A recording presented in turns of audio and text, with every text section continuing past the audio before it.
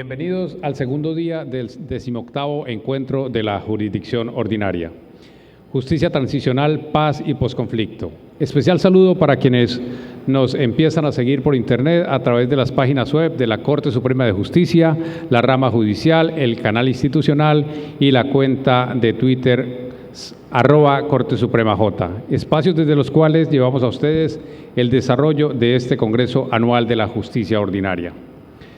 Señoras y señores,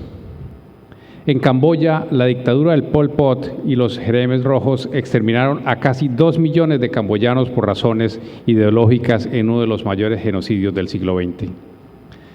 La puesta en marcha del esquema de justicia transicional acordado entre el gobierno de Phnom Penh y la ONU para el esclarecimiento y sanción de los crímenes perpetrados entre 1975 y 1979 es la prueba de cómo nunca es tarde para hacer justicia.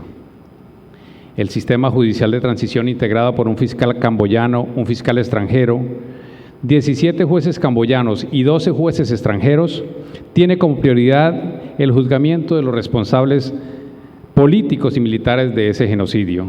Este es uno de los ejemplos de justicia transicional en el mundo. Los expertos programados para esta mañana abrirán la necesaria reflexión sobre los aspectos de esa justicia que mayor debate generan. En primer término, tenemos el gusto de presentarles a la ex juez de la Corte Penal Internacional, la señora Ekaterina Tendrafilova, quien abordará los estándares de los procesos de justicia transicional en ese tribunal internacional. Buenos días, bienvenida a Colombia y gracias por atender nuestra invitación.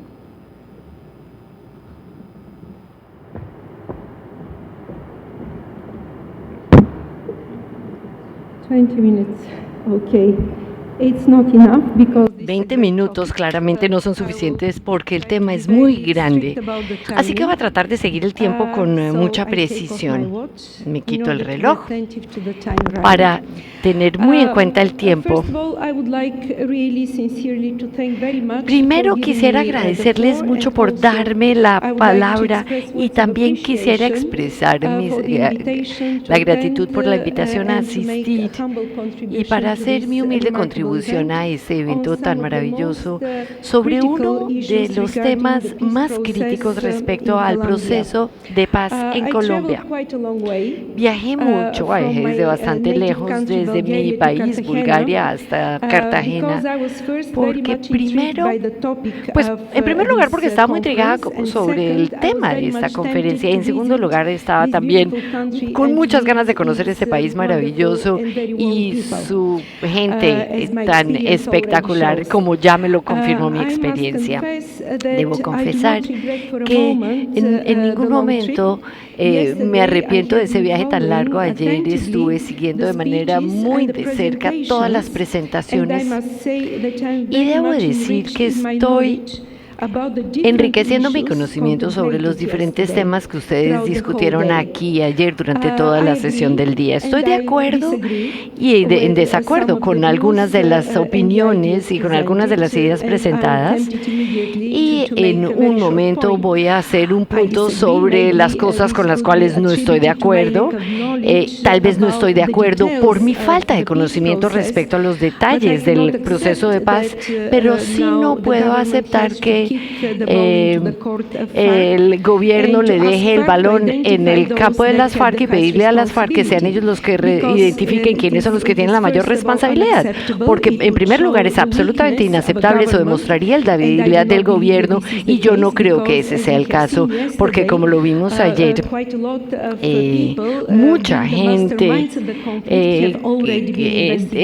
que han estado involucrados en el conflicto ya han sido investigados, ya han sido judicializados. Así que yo no quisiera que el gobierno demostrara una debilidad de ese tipo. Y en segundo lugar, porque es muy peligro solamente desde el punto de vista práctico, porque podría llegar a suceder que aquellos que son poderosos dentro de la estructura de la guerrilla o dentro de una organización paramilitar simplemente decidan tener como chivo expiatorio a alguien que está en el nivel más bajo, tal vez, o simplemente una persona que vive en el área. O también puede haber otros escenarios en donde alguien esté de acuerdo contra algún tipo de pago que vaya a recibir de presentarse ante los tribunales y asumir todas las culpas de los demás, donde realmente las personas que se cranearon los crímenes que fueron cometidos a lo largo de tantos años simplemente salen invictos. Y eso no es justicia. Y las víctimas no quedarían satisfechas. Y con toda la razón no quedarían satisfechas. Entonces, finalmente quisiera agradecerle al presidente de la Corte Suprema de Colombia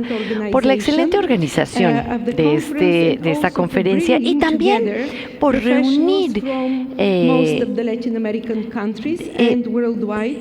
personas de diferentes partes del mundo y de Latinoamérica solamente para lograr este intercambio tan maravilloso sobre los temas que está enfrentando Colombia en este momento. Y eso siempre es muy útil. Eso siempre es muy útil porque a veces incluso personas que no han estado profundamente involucrados en todos estos años de análisis y contemplación de cómo la situación se le puede llevar a un fin, esas personas también pueden contribuir con ideas. Y no me estoy refiriendo a mí, porque yo ayer lo que hice fue aprender muchísimo. Bueno, antes de entrar en el tema que se me pidió presentar aquí, quisiera muy brevemente recordar una cosa que yo sí considero que es muy conocida, pero como voy a hacer referencia a algunas de los pilares sobre los cuales está fundado la CPI, quiero recordarles que la Corte Penal Internacional es una institución relativamente nueva, quiere decir que no puede interpretar y desarrollar jurisprudencia, ha ido interpretando y desarrollando su propia jurisprudencia, y también me voy a referir al principio que es de complementariedad, al cual se hizo ayer bastante referencia. Bueno, sin más demora, recordando también que la justicia transicional es un enfoque para abordar violaciones de derechos humanos del pasado, utilizando diferentes tipos de mecanismos con el objetivo de tratar de establecer responsabilidades, de permitirle a las víctimas que sean escuchadas y que sepan cuál es la verdad y que reciban reparación, para establecer un registro histórico del pasado y también hacer esfuerzos para asegurarse la no repetición, que no se den crímenes en futuro, que haya reconciliación, que haya reforma de las instituciones y que se promueva la cultura de la tolerancia, paz, respeto por el Estado de Derecho y justicia. El marco de referencia de la CPI y la jurisprudencia de la Corte prevé una serie de mecanismos de justicia transicional y voy a abordarlos teniendo en cuenta que me queda un poquito de tiempo, sino simplemente los voy a mencionar y con mucho gusto más adelante podemos tener una discusión formal o informal, si es que realmente yo puedo contribuir con lo que yo sé a su discusión. Permítanme comenzar con la judicialización criminal, que es vital y que es muy importante para las instituciones como la institución de la Corte Penal Internacional. Y aquí muy brevemente permítanme simplemente mencionar que la judicialización criminal, lo que tenemos es a un fiscal y tenemos que tiene poderes de fiscalizar, de investigar, y ya sea que es el Consejo de Seguridad que ha referido un caso, eso por ejemplo sucedió en Darfur, en Sudán, y en Libia también. Y finalmente yo creo que esto es lo más importante para lo que se ha estado discutiendo aquí y para el contexto del proceso de paz colombiano. El problema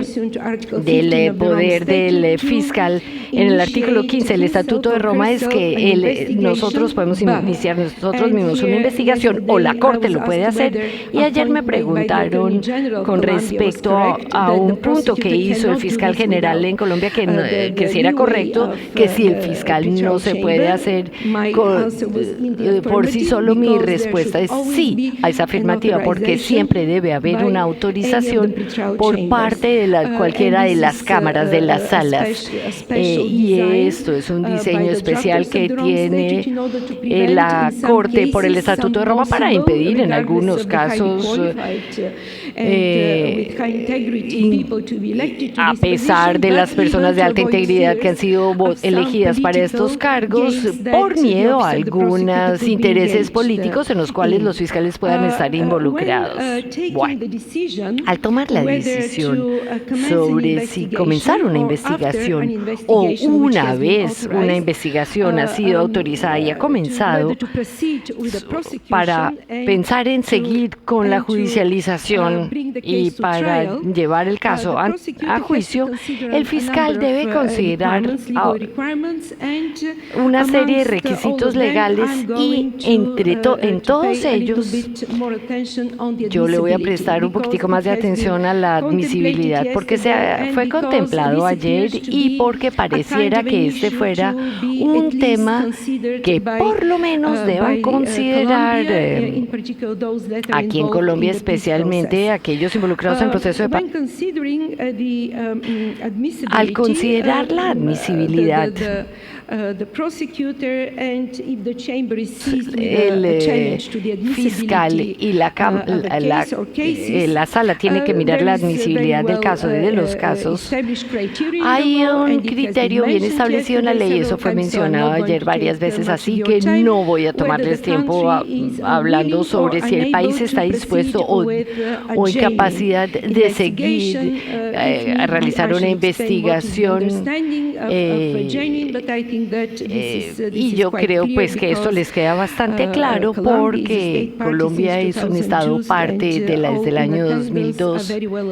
y todos los participantes conocen bastante bien el régimen de la Corte Penal Internacional. Hasta ese momento la dificultad de admisibilidad ha sido planteada por los estados y por los estados partes y por los sospechosos. Y también debo mencionar que en los dos casos que estuvieron ante la sala que yo estuve presidiendo, tuvimos dificultades bastante fuertes por parte del gobierno keniano. Hubo desafíos por parte del gobierno keniano, también por parte de la jurisdicción de la sala con respecto a la admisibilidad del caso frente al señor Gaddafi y contra el señor Al-Zanussi también, pero con el fin de no quitarles mucho tiempo, he anotado en mis notas los diferentes enfoques que utilizamos en los casos. También en el caso de Simone Gbagbo, una decisión tomada por la Cámara 2 de Petrauchemba sobre las conversaciones de paz en Uganda, en donde tratamos de utilizar una manera tradicional de reconciliación y utilizamos las decisiones con respecto a la admisibilidad. Voy a tratar de ser muy breve, pero debo decir que en los casos de Kenia, la Cámara de Petrau y las decisiones sobre Petrau fueron apeladas y allí se estableció la prueba que tiene que satisfacer un Estado, una parte, un individuo sospechoso para poder decidir que ese caso no es admisible porque la CPI es el mismo conducto, es la misma, digamos que sustancialmente la misma conducta o la misma persona, que es una manera de darle una interpretación un poquitico más amplia. En mi opinión, cuando consideramos la conducta delictiva o criminal tenemos que considerar los hechos y no tanto las características legales y la definición legal que nos dan los sistemas nacionales. Pero, como sea, el gobierno keniano planteó dos puntos principales. Uno, que nosotros estamos tratando de hacer una reforma constitucional o queremos reformar nuestra legislación para poder seguir adelante con una investigación. Adicionalmente, según la legislación actual, todavía, dice el gobierno keniano, estamos todavía realizando una investigación que en algún punto va a terminar al mismo nivel que los sospechosos que son llevados ante la CPI vayan a tener. Entonces, el entendimiento del gobierno keniano, o sea, lo que ellos entendían era que era suficiente que hubiera buenas intenciones para realizar algunas iniciativas en el campo legal en el futuro y que ellos iban a comenzar casos casos, iniciar casos contra ciertas personas en la misma posición. La Cámara de Petrao rechazó estos argumentos y, como les digo, esta fue una decisión aprobada a nivel de la Cámara, de la Sala de Apelaciones de la CPI. Pero para volver al tema de la admisibilidad, o el fiscal que recibe de las autoridades nacionales el poder de investigar y judicializar casos. Desde luego, todos somos conscientes de que los Estados partes normalmente quieren mantener su poder soberano para juzgar a aquellos que han cometido delitos, ya sea en el territorio de ese Estado o que son nacionales de ese Estado. Y en aquellos casos en donde el fiscal, indistintamente todos los argumentos que se le den, y la sala pues también puede ser abordada, como les digo, siempre y cuando el Poder Judicial siga con los casos, el fiscal puede decir que los casos son admisibles. Y aquí hay que prestarle atención a lo que dice el artículo 53 y párrafo 1 y 2c, porque allí, ¿qué es lo que dice el Estatuto de Roma? Dice que incluso en aquellos casos el fiscal puede decidir que hay motivos sustanciales para considerar que una investigación no le va a servir a los intereses de la justicia. ¿Y por qué menciono yo esto en este momento? Porque como se nos dijo ayer se nos habló sobre investigaciones muy importantes y judicialización de algunos casos para los líderes del conflicto. Me parece que el número que mencionaron ayer eran 57 o 58. El fiscal muy amablemente nos dio los datos en la transparencia, pero los datos estaban en español, entonces yo quedé muy confundida. No sabía si leer en español o tratar de acordarme de las cifras. Pero digamos que fue una cifra bastante impresionante sobre aquellos que están en la cúpula, están a la cabeza y que han sido judicializados. Entonces, evidentemente, con base en lo que yo entendía ayer, en las presentaciones del presidente de la Corte Suprema, del presidente de la República, podría llegar a haber problemas con aquellos que están en un nivel más bajo respecto a su responsabilidad y la rendición de cuentas y sobre si deben satisfacer las sanciones que aparecen en el artículo 78 del Estatuto de Roma, para tener que purgar un periodo de cárcel, de privación de libertad. En este sentido, yo creo que Colombia puede considerar la opción de esa parte de la situación en las negociaciones o en las discusiones con la oficina del fiscal para satisfacer los intereses de la justicia, porque hasta este momento esto es lo que nos dice el artículo 53, nunca ha sido abordado por las Cortes. Entonces es cierto, puede ser un poquito peligroso porque no hay jurisprudencia en términos de dar una interpretación por el interés de la justicia, cuál sería la sustancia. Pero aún así considero que debe haber una manera en estas discusiones tan difíciles con la Fiscalía, por lo menos para esa parte de la situación y para las conversaciones de paz, que se discutan los intereses de la justicia. Ayer quedé muy impresionada y ese es el motivo por el cual estoy tratando de resumir mis ideas, porque yo quiero poder hacer una contribución útil en la medida en que pueda hacerlo sin ningún tipo de pretensión. Pero recuerdo que el presidente del país les hizo un llamado a los asistentes en esta conferencia y a todas las mentes brillantes, excluyéndome a mí, desde luego, que están reunidas aquí, les hizo un llamado para pensar en la justicia en términos tradicionales, pero también de manera creativa. Desde luego, también quisiera brevemente mencionar que yo no acepto las preocupaciones que fueron expresadas de que la justicia podía llegar a ser un impedimento para la paz, de que la judicialización criminal debe garantizar la no repetición. No voy a entrar en esa discusión, es una discusión eterna, pero yo sí quiero decirles que la justicia trae de la mano la paz y que la justicia también contribuye a la no repetición. Como los dos casos de Kenia han sido casos tan simbólicos respecto a muchos temas que le ha tocado enfrentarse a la ICP, simplemente permítanme mencionarles que las últimas elecciones presidenciales... Me estoy quedando sin tiempo. ¿Cuántos minutos me quedan? 10. No, because I have the red light here. Es que me apareció la luz roja. Bueno.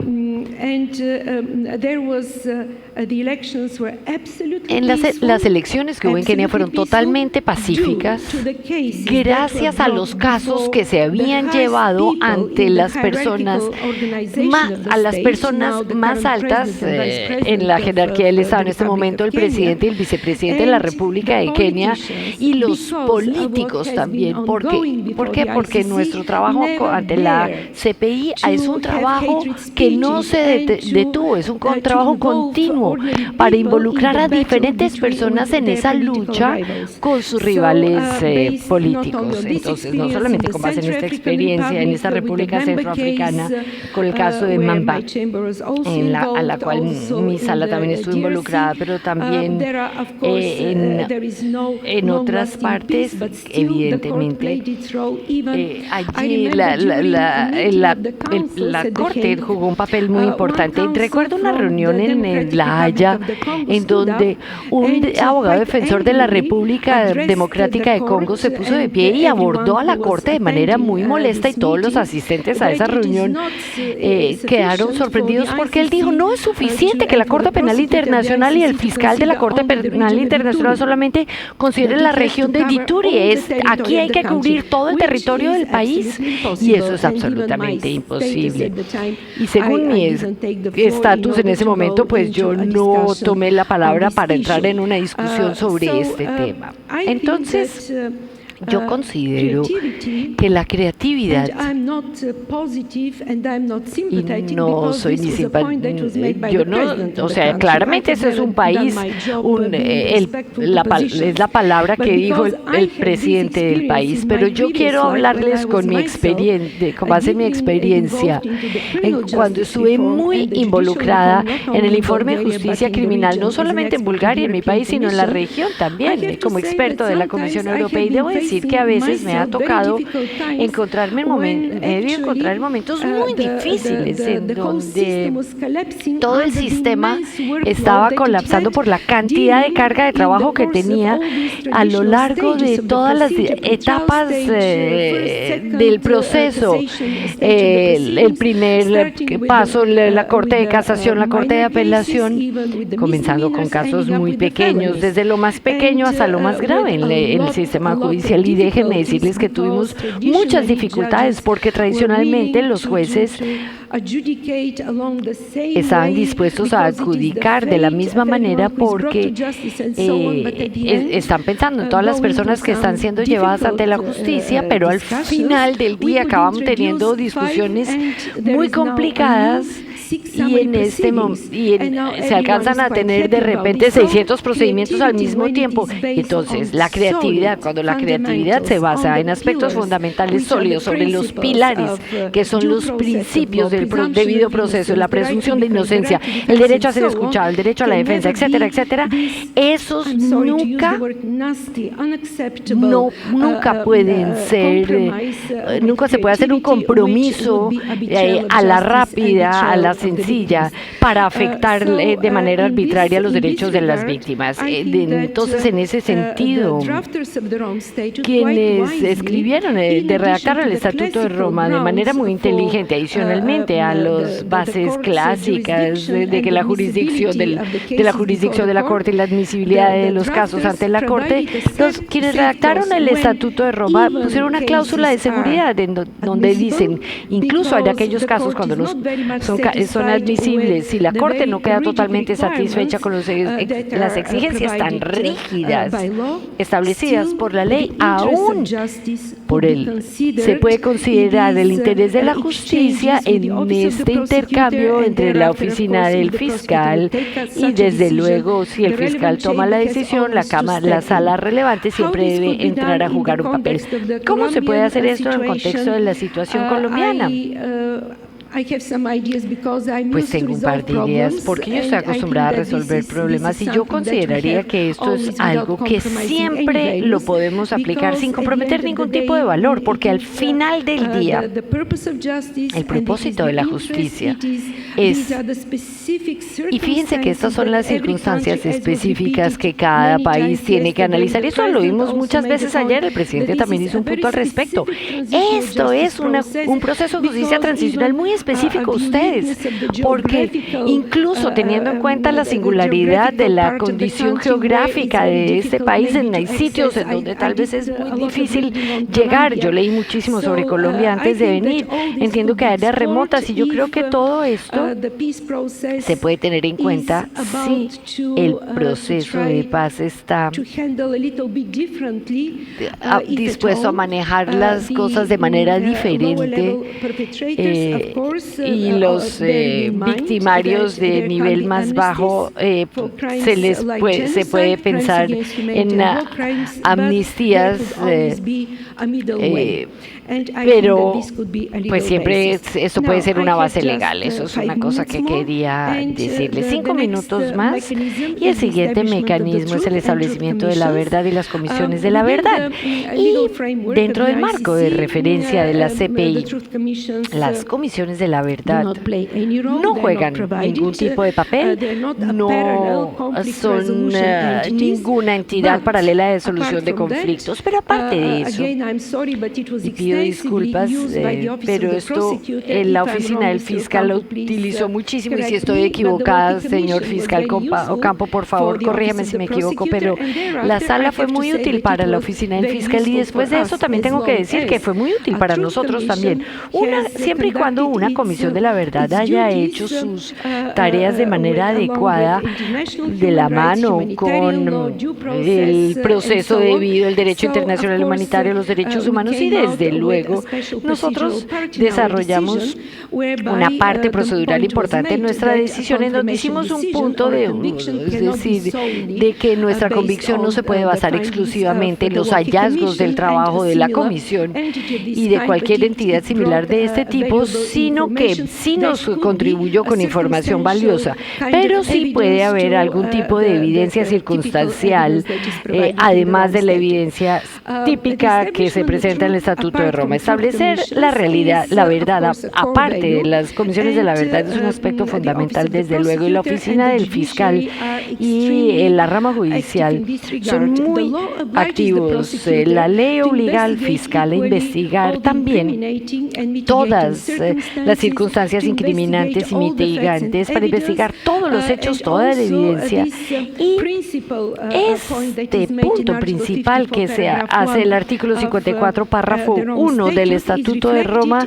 está reflejado en las obligaciones del fiscal cuando se trata de comunicar evidencia. Desde luego, el fiscal es quien decide si utiliza la evidencia o no, o qué evidencias va a utilizar la fiscalía para su caso. Pero el fiscal no tiene ninguna otra alternativa que divulgar cualquier cosa que pueda comprometer la evidencia utilizada por el fiscal y que puede apoyar la inocencia del victimario o que pueda contribuir con circunstancias que mitiguen la incriminación. Desde luego, hay objetos materiales que pueden ser, habla de objetos tangibles. Y finalmente, el fiscal está obligado a apelar una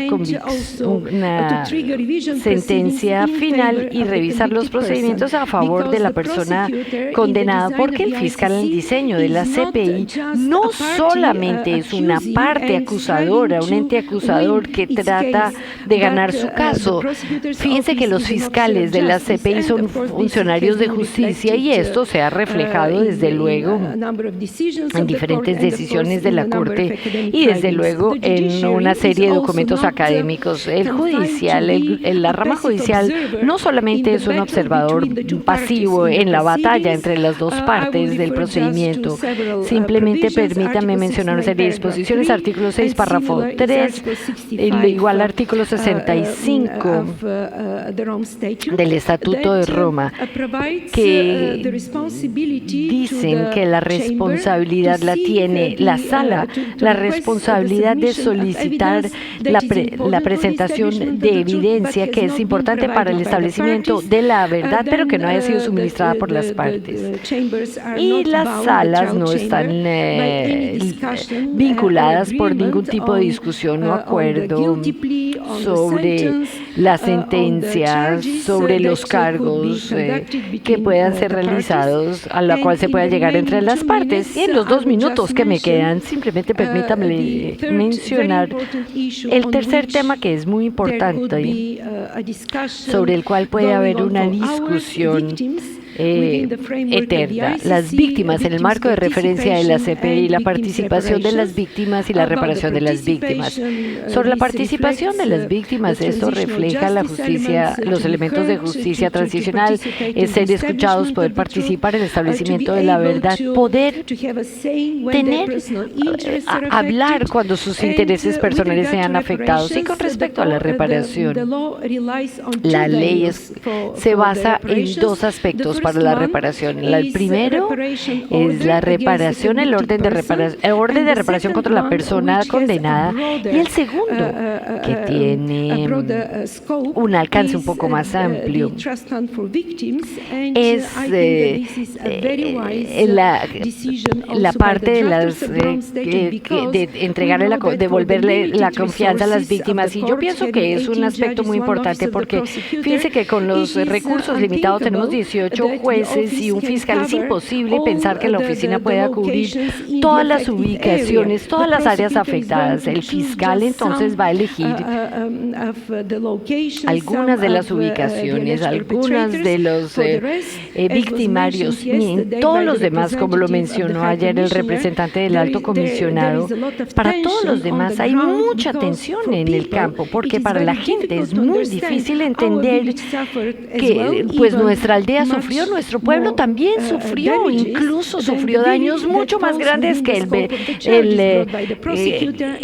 pueblo, la aldea que cayó bajo los cargos del fiscal. Y nosotros pues somos conscientes de que hay dificultad en la implementación de reparación, puede haber restitución, puede haber rehabilitación, que la Corte ordene, y otro tipo de actos, otro tipo de formas de reparación que hayan sido simbólicas, y por eso es que esto es tan importante, obligar a que haya este tipo de reparación. Voy a terminar aquí para no excederme en los 20 minutos que se me dieron. Me excedí un poquitico. Muchas gracias. Para mí fue un placer estar aquí con ustedes. Aprendí muchísimo y me encantó conocer a la gente que conocí. Muchas gracias.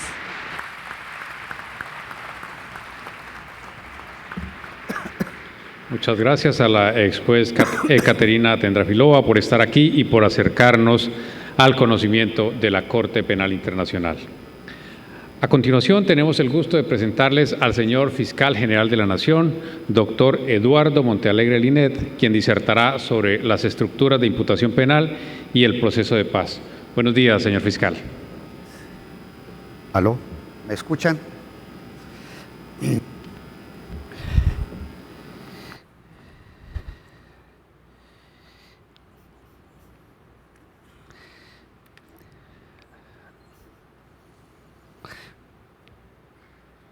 Voy a circunscribir esta intervención a un hecho específico de las estructuras de imputación penal en materia de graves violaciones a los derechos humanos. Específicamente me voy a referir a cómo funciona la estructura de imputación del hecho del dirigente por los hechos cometidos por los combatientes.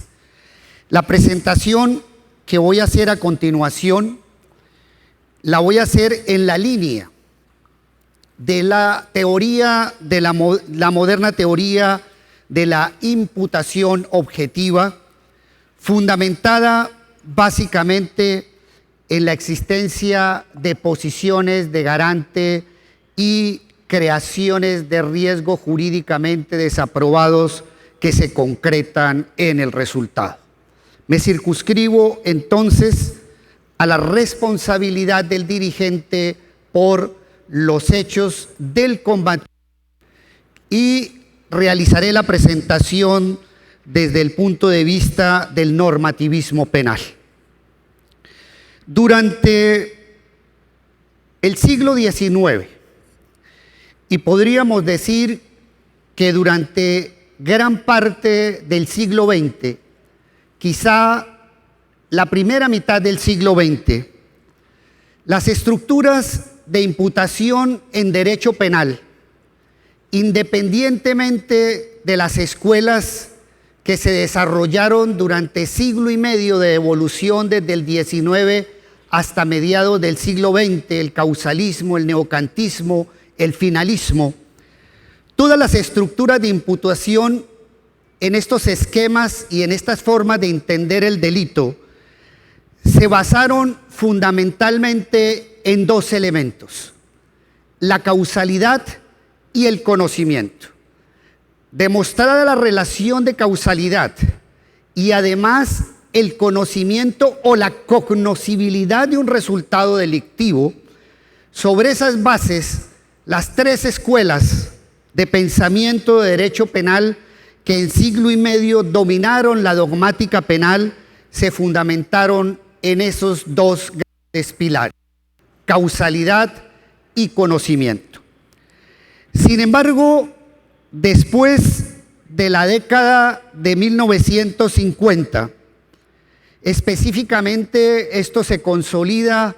en la dogmática alemana a partir de 1980, con la irrupción de un nuevo modelo de interpretación del derecho penal como es el funcionalismo, el normativismo en derecho penal. Se estableció que para efectos de la imputación no solo bastaba la causalidad y el conocimiento, sino que todo giraría básicamente en torno a un elemento normativo. Ese elemento normativo es la delimitación de ámbitos de competencia. El eje central de la dogmática moderna está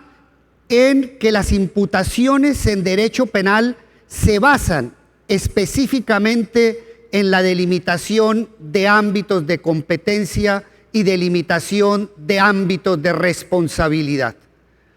Como diría Jacobs, en este modelo de imputación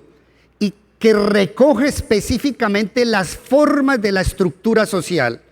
porque es un modelo que logra introducir en las estructuras de imputación la forma como se organiza la sociedad.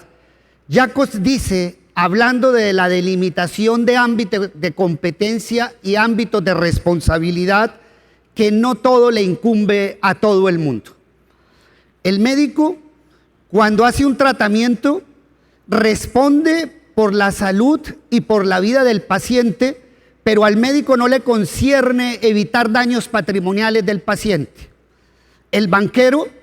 cuando le entrega a su cliente el dinero que tiene en la cuenta, aún a sabiendas de que al entregarle el dinero de su cuenta lo va a utilizar en la comisión de un delito, no responde por complicidad en el delito que cometa su cliente, porque está dentro de su ámbito de competencia y su ámbito de responsabilidad realizar ese tipo de evitación de resultados.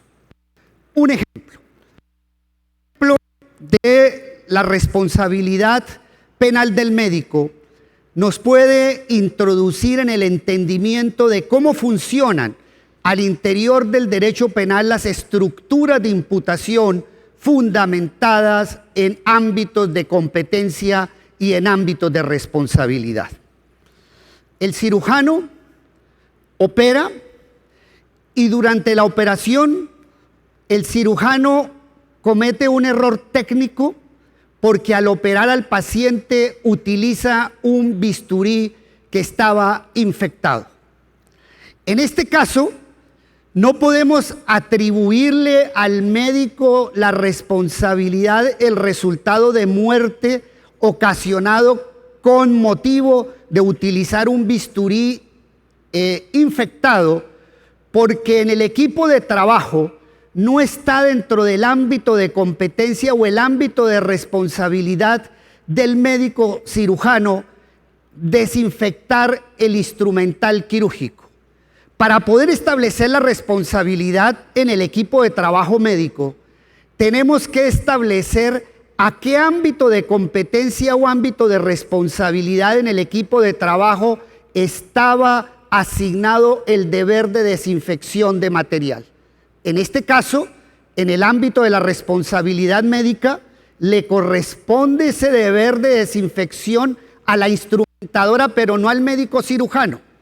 Y el médico cirujano puede operar fundamentalmente que indica que puede esperar de los demás miembros una actividad reglamentaria. Tenemos entonces que uno de los elementos más importantes de las estructuras de imputación en el mundo, en el derecho contemporáneo, es la delimitación de ámbitos de competencia y ámbitos de responsabilidad como eje central de las estructuras de imputación.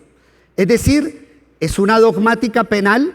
que tiene en cuenta la estructura social, la diferencia de roles y esa forma de la estructura social, tal como se divide la sociedad en roles y competencias, se lleva al derecho penal para estructurar las formas de imputación.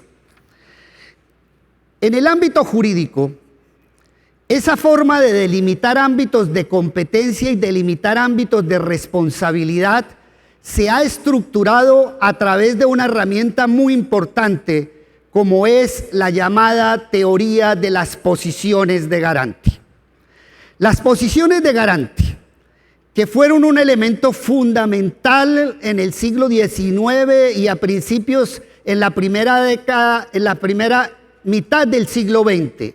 para delimitar ámbitos de competencia en los delitos de omisión y como elemento de equiparación entre la acción y la omisión, es hoy en día la posición de garante un elemento fundamental a toda forma de imputación, es decir, la posición de garante es una exigibilidad, no solamente de los delitos de omisión, sino de los delitos de acción, es decir, es una estructura común de imputación tanto en el delito de omisión como en el delito de acción. Uno de los elementos más importantes para determinar posiciones de garante es la libertad general que tiene el ciudadano de configurar el mundo. En una sociedad democrática, en un Estado social de derecho, el ciudadano tiene una libertad de configuración del mundo. Tiene o se expresa y se desarrolla en general en virtud de una cláusula general de libertad. Ese es un elemento fundamental para entender una de las posiciones de garante o el fundamento de una de las posiciones de garante que nos permitirá explicar la responsabilidad del dirigente por los hechos del combatiente. En una sociedad como la nuestra, que es una sociedad de riesgo, las sociedades modernas no pueden prohibir toda lesión o puesta en peligro de bienes jurídicos. Las sociedades contemporáneas no pueden proferir o moverse sobre una base general de prohibición de riesgos, porque si ese fuera el esquema de estructura social, se paralizaría la sociedad. La sociedad se basa,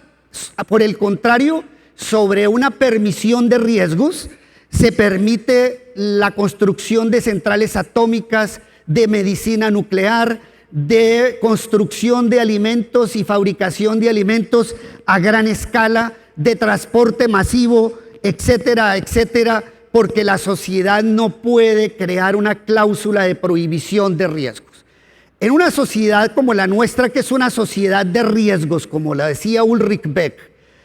lo que podemos o lo que tenemos que hacer es ponerle fronteras al peligro.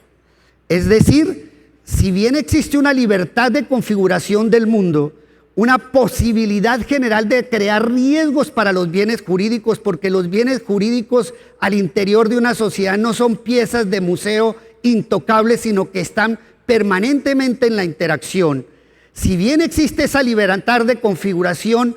existe una contrapartida. Si la sociedad y el derecho dan esa posibilidad general de creación de riesgos, surge una contrapartida, y es la de que el ciudadano, el titular de un rol, tiene la obligación de crear medidas de seguridad para evitar la externalización del riesgo. Un ejemplo: si alguien construye frente a su casa una zanja,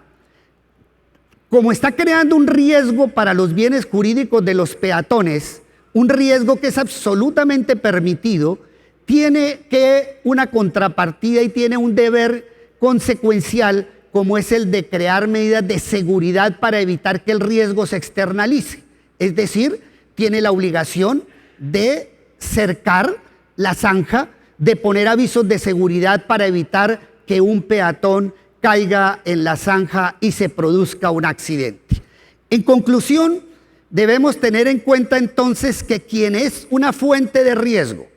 que quien crea riesgos para los bienes jurídicos en virtud de la libertad de configuración del mundo que le da un Estado de Derecho, inmediatamente surgen para esa persona deberes de seguridad en el tráfico. Es importante tener en cuenta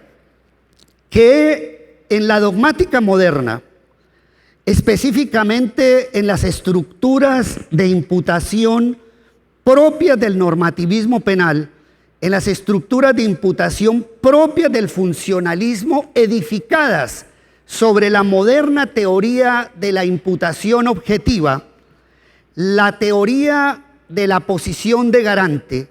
que es un desarrollo del principio general de la delimitación de ámbitos de competencia y ámbitos de responsabilidad como elemento fundamental de la imputación, es el eje central para resolver los casos de autoría y participación. En la dogmática tradicional, el tema de la accesoriedad entre dos comportamientos, es decir, el hecho de que, o la pregunta de cuándo un hecho cometido por otro es también imputable a una persona que ha intervenido en la realización de ese hecho, se fundamentó durante muchos años, diría durante siglo y medio, con base en criterios eminentemente naturalistas propios de los 150 años de evolución de la dogmática penal. La imputación, es decir, la accesoriedad entre dos comportamientos, el determinar cuándo el hecho cometido por un tercero me es imputable a mí, cuándo la obra de otro también me es imputable a mí, se edificó siempre tradicionalmente sobre un elemento psicologizante como era la decisión común al hecho. El acuerdo previo, que es un elemento superado en la dogmática penal contemporánea como elemento de la coautoría, el plan común era la base para hablar de la accesoriedad de la participación, es decir, para construir lo que se ha denominado en dogmática tradicional la imputación recíproca de las diversas contribuciones. A mí me imputan la actuación del otro cuando esa actuación del otro está dentro de un plan común o un acuerdo previo que nosotros hemos conformado. Resulta que en la dogmática moderna, en la dogmática contemporánea, por razones que no explicaré aquí por motivo de tiempo, El acuerdo previo no es el elemento fundamental para que opere la imputación recíproca de dos contribuciones. El elemento fundamental para determinar la imputación recíproca de dos contribuciones, para poder determinar cuándo el hecho de otra persona, de un tercero, me es imputable a mí, cuando hay una imputación recíproca entre dos contribuciones, no es el acuerdo previo, sino que en la dogmática contemporánea el eje central para la imputación recíproca, para la accesoriedad de dos comportamientos, es la teoría de la posición de garante. No es la decisión común al hecho, sino que la imputación recíproca entre dos contribuciones se desprende y se construye a través de las teorías o de la teoría de las posiciones de garante en derecho penal. Un ejemplo. Una persona, una fábrica, fabrica explosivos, fabrica dinamita con destino legal para la construcción de vías, para ingenieros civiles, en la época en que se utilizaba la dinamita como elemento fundamental de construcción. Y esos dueños de la fábrica, que manejan un elemento peligroso, no toman medidas de cuidado, no adoptan deberes de seguridad para impedir que esos explosivos sean utilizados en la comisión de delitos. Y alguien, un grupo terrorista, coge la dinamita y con esa dinamita ocasiona un atentado a la población civil y se producen unas muertes. Miren ustedes que en este caso no existe ningún tipo de acuerdo entre el propietario de la fábrica que descuida, que incumple con sus deberes de seguridad en el tráfico y el hecho cometido por un terrorista. No hay un plan común, no hay una decisión común, pero desde el punto de vista de la normativización del derecho penal, desde el punto de vista de la teoría de la imputación objetiva, a partir de la teoría de las posiciones de garante podemos edificar una vinculación entre el hecho del propietario que incumplió con los deberes de seguridad y el hecho del terrorista. Es decir, el hecho del terrorista, las graves violaciones a vida e integridad que se cometieron con los hechos pueden serle imputables también al propietario de la fábrica de dinamita porque él incumplió con sus deberes de seguridad en el tráfico. ¿Cuándo podemos construir entonces a partir de las posiciones de garante una accesoriedad entre el comportamiento de alguien que incumple los deberes de seguridad y un tercero que desarrolla o toma esos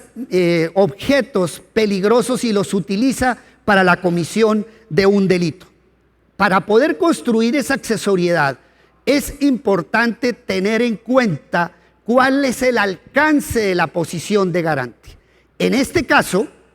en el caso de la dinamita, como se trata de una persona que está controlando una fuente de peligro, que se trata de elementos que no son de libre disponibilidad al interior de la sociedad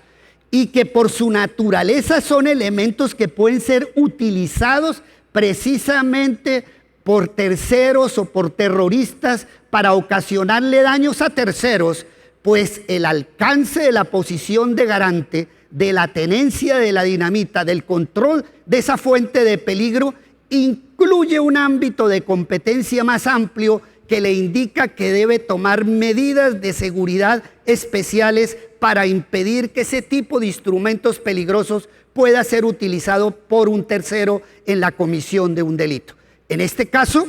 el dueño de la dinamita podría responder por una estructura de imputación muy importante, muy debatida en el derecho penal alemán, como es el favorecimiento imprudente de conductas dolosas. Podía responder a título de homicidio culposo por el hecho doloso de un tercero.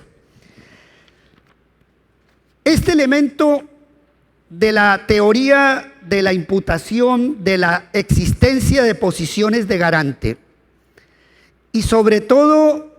la posición de garante edificada sobre libertad de configuración, sobre libertad de creación de riesgos, y su contrapartida de crear deberes de seguridad en el tráfico es el primer elemento clave para poder determinar o resolver la pregunta de por qué le puedo imputar al dirigente los hechos del combatiente. Voy a explicar, partiendo entonces del normativismo, de la teoría de la imputación objetiva y de la posición de garante como eje central de la accesoriedad de la participación, la respuesta a la pregunta de la responsabilidad del superior por los hechos del inferior. Cuando estamos frente a organizaciones que actúan al margen de la ley, supremamente estructuradas, verticalmente organizadas, con aparatos que uno podría decir que se constituyen en verdaderas máquinas de creación de riesgos para los bienes jurídicos, como la estructura que caracteriza a las FARC o la estructura que caracteriza al ELN, o como la estructura que ha caracterizado en general a la insurgencia en Colombia durante los más de 50 años de conflicto armado. Podemos decir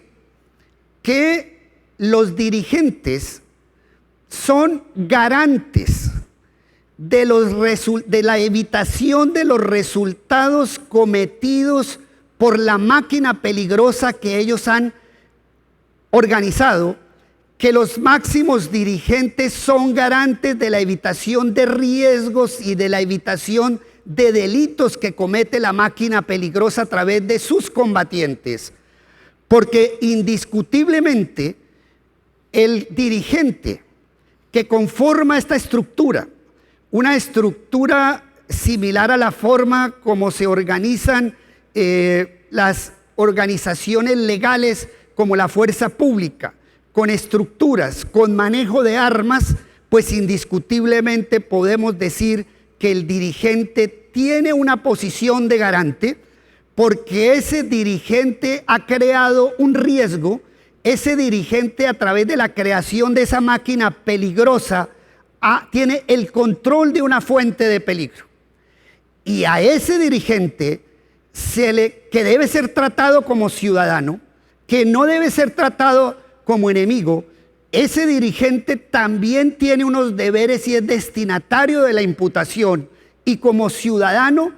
tiene que cumplir con la regla general de que si configura riesgos, de que si configura peligros, de que si tiene el manejo y el control de instrumentos peligrosos, tiene que asegurar el riesgo, tiene que tomar medidas para que esos riesgos no se externalicen y produzcan daños a terceros. Entonces, el hecho de que actúen al margen de la ley no le quita a los dirigentes y a su organización los deberes de ciudadano, los deberes generales de los cuales son titulares todos los ciudadanos al interior de la interacción social. Entonces, como cualquier ciudadano, tiene el deber de asegurar riesgos. Si crea los riesgos, tiene deberes de salvamento cuando esos riesgos se externalizan, es decir, no se sustraen de los deberes generales de un ciudadano en el manejo de la interacción social. Entonces, debemos concluir que si el dirigente crea una organización o pertenece a una organización estructurada jerárquicamente, que es una organización además que produce permanentemente riesgos para la vida de otros ciudadanos, ese dirigente es garante de la evitación de los resultados que ocasione la máquina peligrosa. Ese dirigente, si los riesgos que ha creado con su máquina se externalizan y amenazan con vulnerar derechos de tercero, tiene deberes de salvamento, es decir, tiene que revocar esos riesgos. Y si no lo hace, el hecho del dirigente que que está creando un riesgo jurídicamente desaprobado a través de la máquina y que ese riesgo es el mismo riesgo que se produce, que se concreta en el resultado realizado por el combatiente, pues desde el punto de vista de la teoría de la imputación objetiva se le puede imputar porque se da el elemento de la posición de garante y además el elemento de la imputación objetiva de que el riesgo creado sea el mismo riesgo que se concreta en la producción del resultado.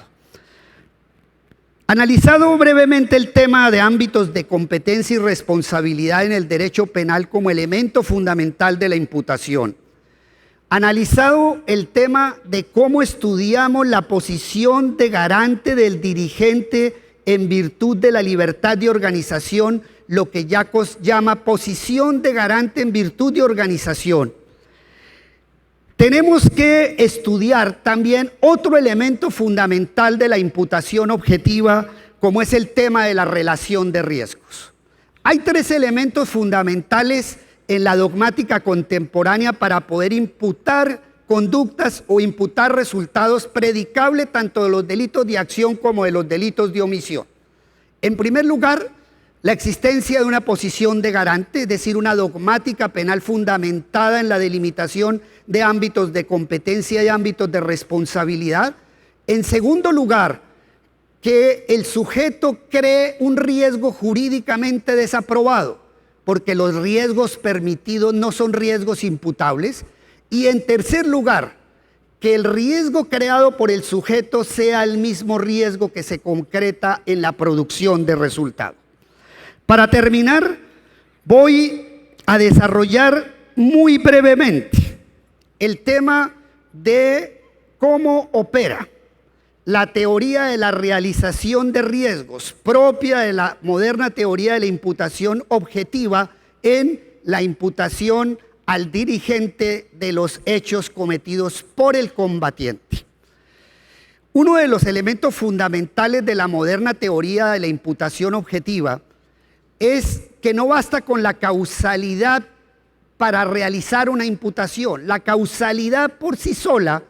no es elemento suficiente para la imputación de resultados. Además de la causalidad,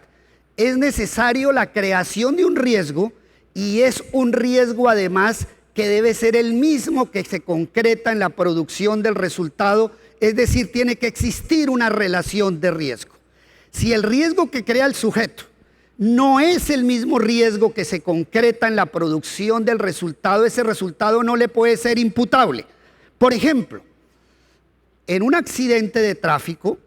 donde una persona viola las reglas de la normatividad en el desarrollo del tráfico social y ocasiona un accidente y el herido va grave al hospital, en el hospital lo salvan, pero ese paciente al momento de ingerir alimentos los ingiere indebidamente y se produce la muerte,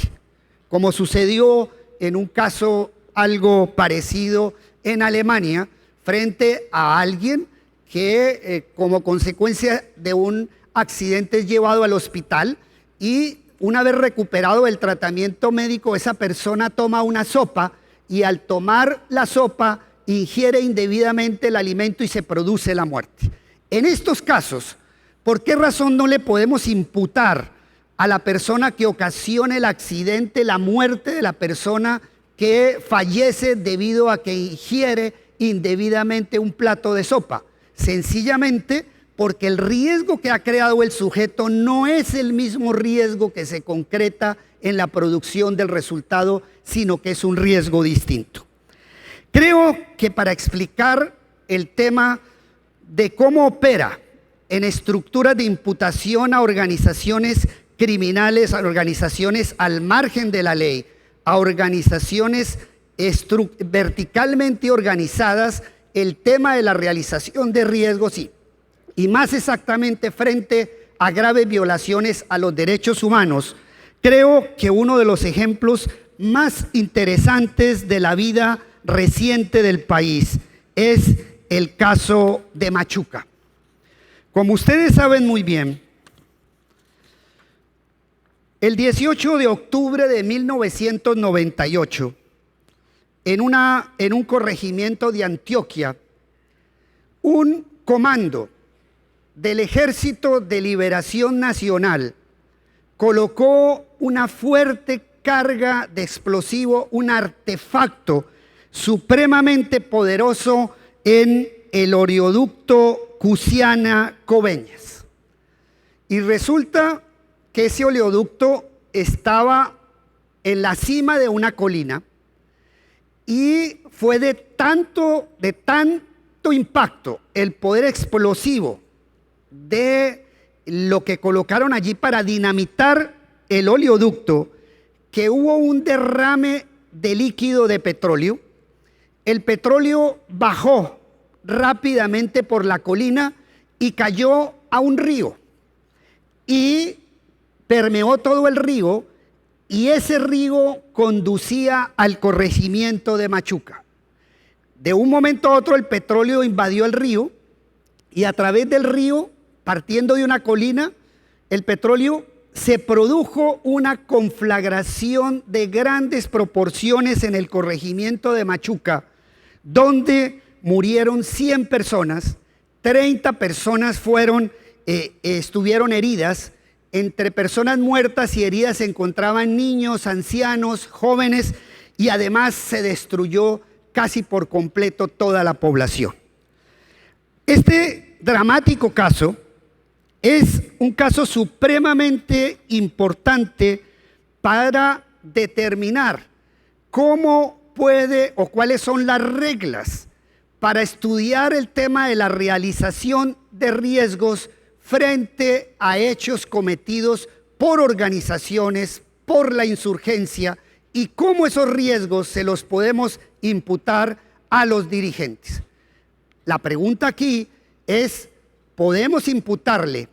a los dirigentes del ELN que no realizaron la actividad material de dinamitar el oleoducto la muerte de las 100 personas y los 30 personas que resultaron heridos como consecuencia de la conflagración y del fuego abrupto que surgió intempestivamente en la población de Machuca? El elemento central entonces es hacer un estudio sobre el tema de realización de riesgos y más exactamente sobre la relación de riesgos. El primer elemento que tenemos que tener en cuenta para resolver estos problemas es el de que cuando hablamos de violaciones masivas a los derechos humanos, violaciones sistemáticas de gran envergadura, debemos tener en cuenta un elemento fundamental de las estructuras de imputación del derecho penal internacional, como es el criterio de la doble imputación. El criterio de la doble imputación parte del punto de vista de que, en primer lugar, el destinatario de la imputación penal es la organización, y que una vez imputado a la organización, tenemos que entonces entrar en el estudio de las responsabilidades individuales. Entonces, si hay una doble imputación, si la organización como tal, la insurgencia, el ELN, las FARC, sus frentes son destinatarios en sí mismos como organización, destinatarios de la imputación, tenemos que determinar para efectos de estudiar la relación de riesgos si el riesgo que se concreta en la producción de resultado, en este caso la muerte de las 100 personas y las 30 personas heridas, es o no un riesgo propio creado por la máquina peligrosa. En este caso, es indiscutible que la muerte de estos 100 ciudadanos, donde habían niños, ancianos, jóvenes y otro tipo de segmentos de la población, indiscutiblemente podríamos decir que el riesgo creado es el mismo que se concretó en el resultado, porque es el riesgo propio de la máquina peligrosa. El otro elemento fundamental para poder determinar esta relación de riesgo en estructuras organizadas y frente a graves violaciones a los derechos humanos es el de que además de que el riesgo debe ser el riesgo propio creado por la máquina peligrosa, pues en últimas esto lo podemos concretar un poco más diciendo que un elemento fundamental para determinar si el riesgo es o no el propio de la máquina peligrosa es el de estudiar si ese riesgo de la máquina es una concreción de las políticas generales diseñadas por la cúpula y por la dirigencia de la máquina. Si la dirigencia de la máquina peligrosa ha creado una política general, una política sistemática de ataque generalizado a la población civil, de ataque generalizado a la infraestructura petrolera o minera del país, pues es indiscutible que en estos casos el riesgo que se concreta en la producción del resultado a través de esa máquina es un riesgo que surge y que le puede ser imputable al dirigente que es garante por el manejo de la máquina peligrosa. Y otro elemento muy importante para determinar si los riesgos son o no imputables al dirigente es qué pasa, qué pasa cuando durante la realización de riesgos propios de la máquina, si la máquina peligrosa por la decisión de sus dirigentes ha tomado como política general el secuestro de ciudadanos, involucrar a la población civil en el combate, involucrar a la población civil en el conflicto, y durante el cautiverio una de estas personas muere, por ejemplo, por la picadura de un animal peligroso. ¿O qué pasa si durante el cautiverio la persona muere como consecuencia de un rescate? ¿O qué pasa si la persona muere porque esa persona trata de evadir el secuestro y la retención indebida y huye, y en la huida se produce la muerte en la selva? La pregunta es, ¿podemos imputarle al dirigente que ha creado esa política de secuestro la muerte de la persona que es rescatada o que al tratar de ser rescatada por la fuerza pública muere, o la persona que es picada por algún animal salvaje en la selva, o que muere como en la huida porque se pierde en la maraña de la selva y se produce un accidente de esa naturaleza? Indiscutiblemente que sí, porque hay que tener en cuenta y analizar la naturaleza del riesgo que lleva implícita la máquina. Cuando la máquina en sí misma, cuando el riesgo que se crea lleva inherente en su propio desenvolvimiento la posibilidad de ese tipo de resultados, pues es indiscutible que existe una relación de riesgo. Estas son algunas observaciones sobre las estructuras de imputación del dirigente por los hechos de los combatientes. Muchas gracias. Muchas gracias, señor Fiscal General de la Nación. Ahora, por 10 minutos, ofrecemos la palabra al general Óscar Naranjo, quien tuvo la intención de acompañarnos esta tarde, pero no podrá hacerlo por otros compromisos que demandan su cargo como ministro consejero para el posconflicto. Buenos días, general Naranjo. Bueno, comienzo por saludar con respeto a nuestro anfitrión, el señor presidente de la Corte, doctor José Leonidas Bustos. Saludar igualmente a esta distinguida audiencia que, haciendo un alto en el camino, se congrega en este encuentro de la jurisdicción ordinaria. Saludamos con respeto igualmente a los distinguidos panelista que hoy ha dado origen a una conversación que realmente en su profundidad deberá ser reveladora para que Colombia tome las mejores decisiones que signifique poner fin al conflicto. Y saludo muy especialmente a los miembros del equipo del gobierno, al comandante general de las fuerzas militares, director de la policía, pero particularmente a quien durante los últimos 3 años se ha comportado como mi jefe en la mesa de negociación, el doctor Sergio Jaramillo, alto comisionado para la paz. Y debo decirlo aquí, Me temo mucho que en el marco de esta discusión tan profunda, 10 o 15 minutos de intervención de Óscar Naranjo para hablar de posconflicto pueda defraudar la expectativa que ustedes tienen. Sin embargo, ¿qué es lo que hemos estimado, por generosidad del señor presidente de la Corte? Que justamente este debate, este foro que ilumina con ideas soluciones de justicia, tiene también la oportunidad de anclarse en una realidad, y es la realidad que ha llevado a los colombianos, con el liderazgo del señor presidente Juan Manuel Santos, a poner fin a un conflicto de más de 50 años. Y sobre esa base, para darle un marco de realismo a estas discusiones y hablar un poco de construcción de paz y posconflicto, permítanme hacer estas aproximaciones. Muy importante que quienes están aquí hablando de justicia interioricen una realidad dramática para los colombianos, estimada desde distintas orillas de la historia nuestra. Distintos historiadores coinciden en afirmar que a 200 años de vida republicana que se cumplirán en el 2019,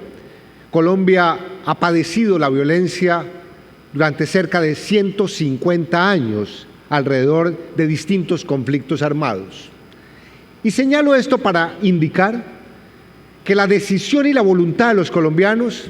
es que esa larga historia que ha generado miles de víctimas tiene que terminar, y tiene que terminar a la luz de una negociación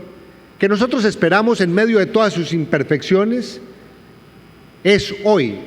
probablemente uno de los procesos al mismo tiempo más complejos pero más claros para asegurar que poner fin al conflicto realmente permita construir una paz estable y duradera. En segundo lugar, quisiera señalar que más de 150 años de conflicto han estado acompañados de épocas de verdadera crisis a la institucionalidad colombiana, tanto que a finales del siglo pasado, comenzando este tercer milenio, algunos analistas estimaban que Colombia avanzaba a convertirse en una especie de Estado fallido, resultado del embate criminal, narcoterrorista que se generaba desde los carteles de la droga en asocio con otros grupos armados en armas. Pues bien, Colombia, los colombianos, su dirigencia, la decisión política de distintos gobiernos contuvo esa fatal advertencia que se nos había hecho, y la verdad es que hoy podemos decirle al mundo que, lejos de transitar hacia un Estado fallido, hemos sido un Estado que transitó a un fortalecimiento institucional que creó las condiciones para llegar a esta mesa de negociación que hoy se desarrolla en La Habana con las FARC. Y en tercer lugar, decir en el marco de este encuentro de la jurisdicción ordinaria, que cuando pensamos en posconflicto y construcción de paz, pensamos en cambios paradigmáticos alrededor de una cultura, de una sociedad que ha sido victimizada. ¿Y cuál es el primer paradigma que uno tendría que empezar a revisar y a cuestionar para modernizar la mentalidad que permita construir la paz? Pues justamente la consideración de que justicia es castigo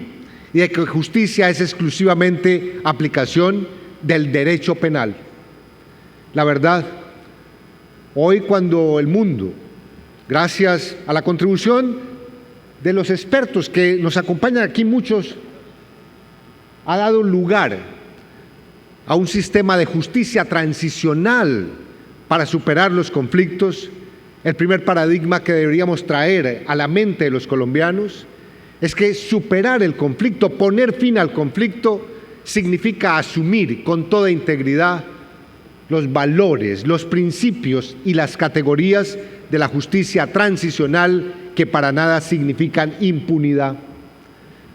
Una sociedad martirizada por la violencia hizo del derecho penal su principal y más importante arma para proteger a los ciudadanos. Pero si ponemos fin al conflicto, ¿qué duda cabe que la justicia transicional es el escenario y el espacio para que verdad, justicia, reparación y derecho a la no repetición se instalen en lo que uno podría llamar el ADN de un proceso de construcción de la paz y la convivencia para los colombianos. Cuando pensamos, por mandato del señor presidente, a la luz de un diseño elaborado por el doctor Sergio Jaramillo, que ha dado lugar a una estructura de negociación muy particular en la paz de los colombianos, se identifica que hay tres dimensiones que hacen parte de una misma realidad: la búsqueda de la paz, hacer la paz y construir la paz. Y uno lo que tendría que decir en el caso colombiano es que la búsqueda de la paz significó, desde nuestro sistema democrático, a la luz de valores y principios democráticos, dar origen a una negociación que no significa que hay un Estado claudicante, que no significa que hay un Estado colapsado y que no significa que haya un Estado negociando con su contraparte como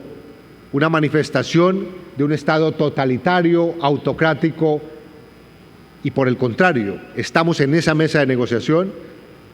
en medio de la expresión genuina de una democracia que aún con sus debilidades realmente comparte una carta fundacional,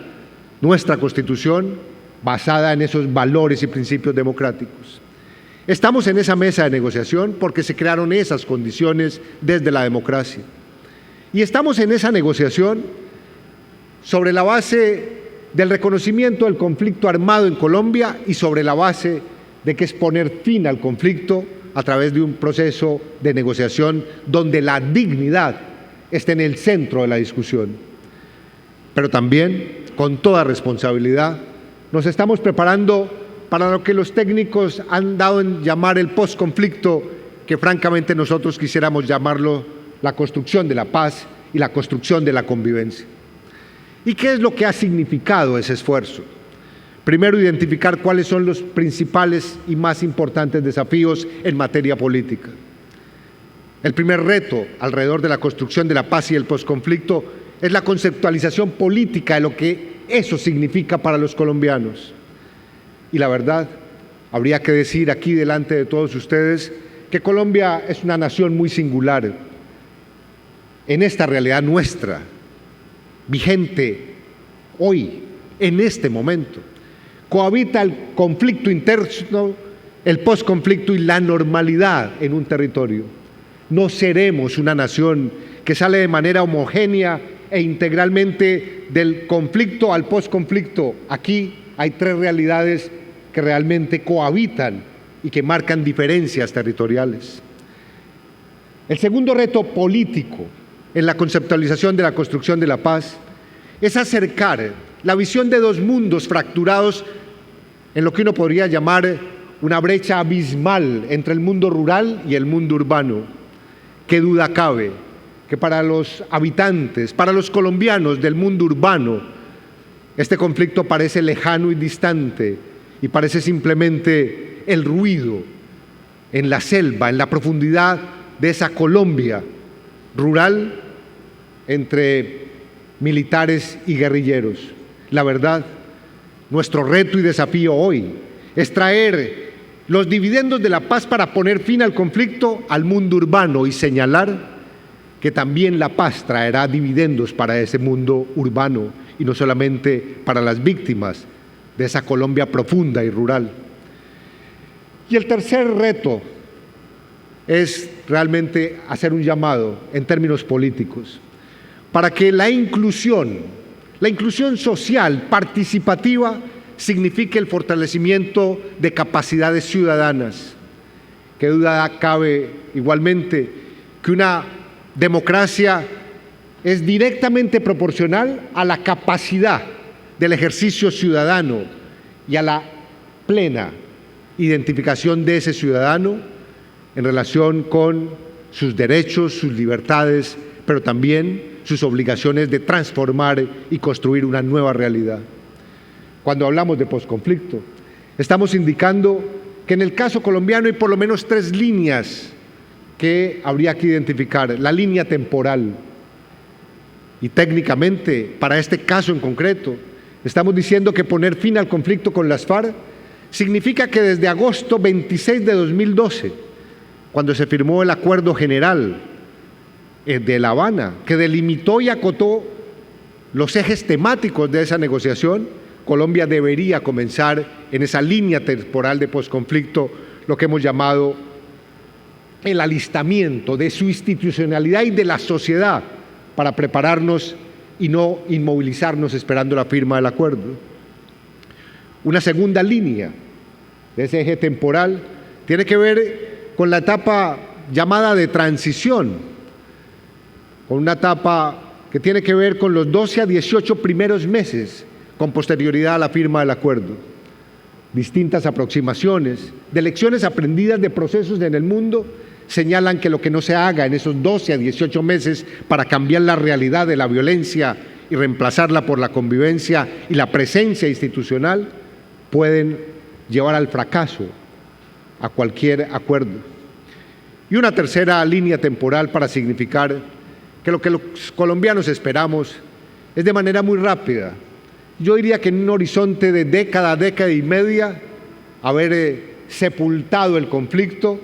y no quedar atados y anclados a una realidad de minusvalía institucional con el imaginario del conflicto instalado en el desempeño de las instituciones y en el desempeño de la sociedad. Y por otra parte, y con esto termino, poner fin al conflicto en Colombia significa, como lo ha dicho,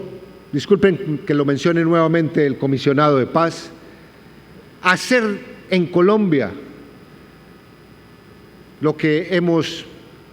omitido durante cerca de estos 200 años, llegar al territorio para que haya paz territorial. Y la paz territorial realmente se funda sobre 3 ejes y 3 pilares, donde probablemente el más importante sea el pilar de la seguridad y de la justicia. Y en este sentido, prepararnos para estar en el territorio con el mayor despliegue institucional de nuestra historia en materia de justicia y seguridad es un reto realmente fenomenal, pero al mismo tiempo apasionante. Significará llegar a una patria donde estimamos hay 14 millones de colombianos en cerca de 350 municipios que han estado abandonados a la suerte de un Estado que ha sido incapaz de llegar con esta oferta de seguridad y justicia plena, permanente, sostenida, con una visión realmente que humanice ese servicio de justicia y de seguridad. Hablar de posconflicto significa en esos territorios llevar ciudadanía y participación política, significa al final llevar la libertad para que haya un libre ejercicio de esos derechos y esos derechos fortalezcan la democracia. Y en términos pragmáticos, hablar de posconflicto significa también llevar a esos territorios mercados, acceso a bienes y servicios para elevar la condición de los colombianos. Mil gracias por estos minutos, señor presidente, distinguido auditorio. Espero no haberlos distraído y sé que aquí quedan en manos de unos panelistas que realmente con la profundidad de sus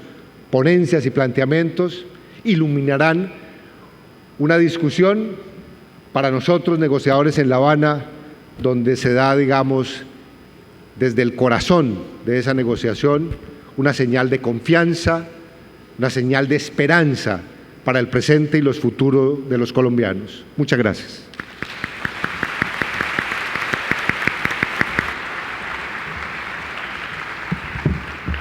Muchas gracias, general Naranjo, por el esfuerzo que ha hecho de estar con nosotros. Enseguida observaremos un video sobre los derroteros que ha trazado el proceso de movilización de las autodefensas colombianas que nos trae el doctor Carlos Fidel Villamil, director especializado de Justicia Transicional de la Fiscalía General. Observemos.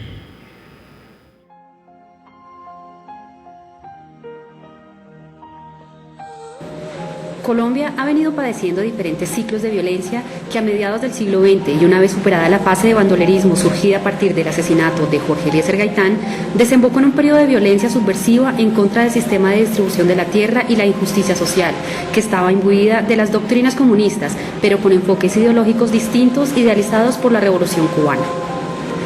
Durante esta nueva etapa de violencia, el país vio surgir diversos grupos insurgentes como las Fuerzas Armadas Revolucionarias de Colombia, el Ejército de Liberación Nacional, el Ejército Popular de Liberación, el Movimiento 19 de Abril M19, las Autodefensas Obreras ADO y el Movimiento Indígena Quintín Lame. Grupos insurrectos que en un primer momento contaron con cierto respaldo en sectores rurales marginados, líderes estudiantiles y sindicales, así como entre algunos estamentos de la curia, siendo especialmente significativos los casos de los sacerdotes españoles Manuel Pérez y Domingo Laín y el cura colombiano Camilo Torres. A finales de la década del 70 y antes de las estrategias expansionistas formuladas por el Estado Mayor Conjunto de las FARC durante su sexta y séptima conferencias, los frentes de esa organización presentes en el Magdalena Medio comenzaron a cometer atrocidades, secuestros, extorsiones, asesinatos, reclutamientos y desplazamientos forzados, lo que ocasionó inconformismo entre la comunidad, que buscó apoyo del Estado a fin de superar la crítica situación de orden público que se presentaba en la región. Dicho apoyo fue básicamente de tipo militar y se materializó mediante la activación de diferentes brigadas en sectores estratégicos del país. Los atropellos de la guerrilla, el abandono del Estado y la presencia militar, aunada a una deficiente instrumentación legal, generó las condiciones adecuadas para un nuevo y más grave fenómeno de violencia en la región del Magdalena Medio, la violencia paramilitar contra insurgente, que se expandió por todo el país como el modelo Puerto Boyacá. Aun cuando desde principios de los 80 ya se había detectado en varias regiones del país la presencia de grupos armados irregulares que a la manera de escuadrones de la muerte actuaron inicialmente bajo el nombre del MAS y luego adoptaron otras denominaciones, macetos, tiznados, grillos, toxicol, entre otros. Lo cierto es que bajo el auspicio de unidades militares y amparados por una ambigua legislación, se constituyeron nuevos grupos conformados por particulares o civiles, a quienes se facilitó el acceso a armas de uso privativo de las fuerzas militares. Recibieron instrucción militar especializada, realizaron patrullajes conjuntos con las fuerzas estatales, llegaron a acumular gran poder y control en su zona de injerencia.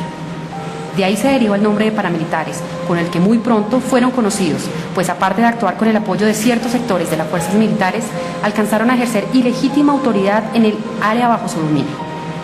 La expansión paramilitar tuvo su mayor auge a partir de 1982 debido al fracaso del proceso de paz promovido por el presidente Belisario Betancur con los diferentes grupos subversivos, alcanzando a otorgar beneficios de indulto y amnistía a la plana mayor del M19, que un año antes había sido condenada a 25 años de prisión en un consejo verbal de guerra presidido por militares. Durante ese extenso periodo surgieron fenómenos delictivos nefastos para Colombia, más asociados a la lucha de los narcotraficantes contra la extradición que al combate contra los grupos subversivos. Aparecen modalidades delictivas de ingrata recordación como el sicariato, las masacres, los atentados terroristas, los secuestros con fines políticos y el asesinato de líderes políticos.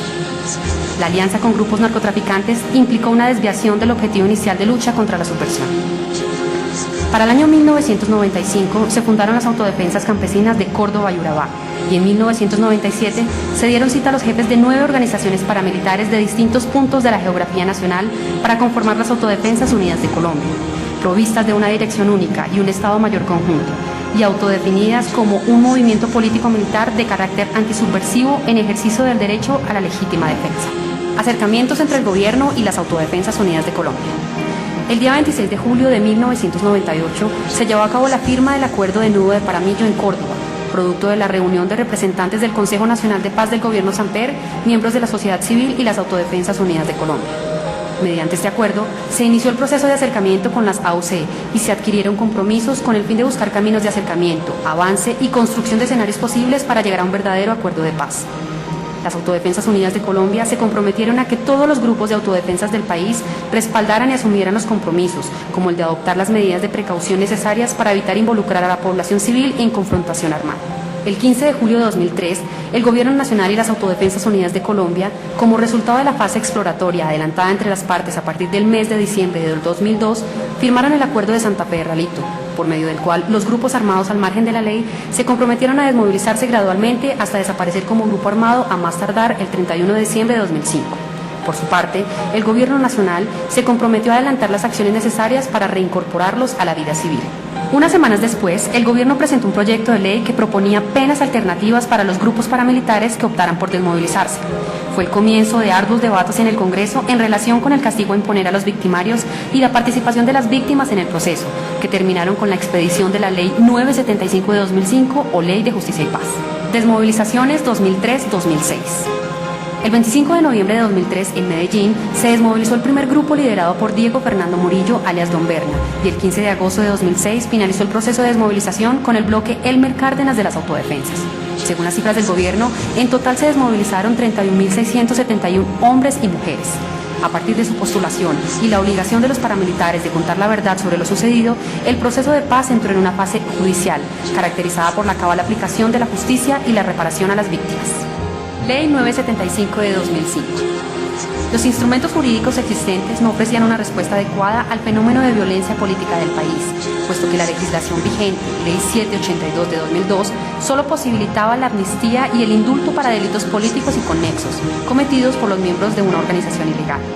Por lo tanto, se hizo necesaria la expedición de una ley de carácter transicional que abriera el camino para la paz, al facilitar la reincorporación individual o colectiva a la vida civil de los desmovilizados y garantizar los derechos de las víctimas a la verdad, la justicia y la reparación. Fueron esas las razones tenidas en cuenta por el Congreso de la República al aprobar la Ley 975 de 2005, que establece el procesamiento y sanción de los miembros de los grupos organizados al margen de la ley que se desmovilizaran en desarrollo de los acuerdos de paz celebrados con el Gobierno Nacional. De este modo, se establece el beneficio de la pena alternativa y se fija un procedimiento especial ante autoridades judiciales creadas por la misma Ley 975 de 2005. Posteriormente, se complementa el sistema de justicia transicional mediante la expedición de la Ley 1424 de 2010, destinada a brindar una solución legal a los desmovilizados rasos,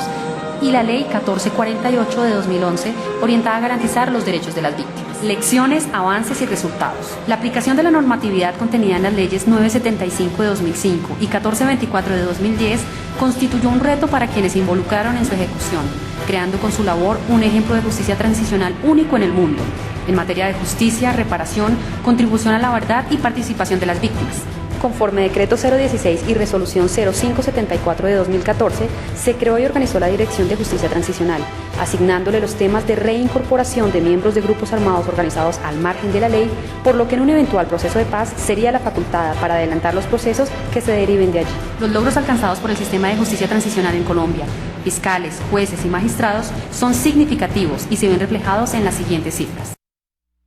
Con esta presentación damos la bienvenida al señor Director Nacional Especializado de Justicia Transicional de la Fiscalía General de la Nación, doctor Carlos Fidel Villamil. Buenos días, doctor.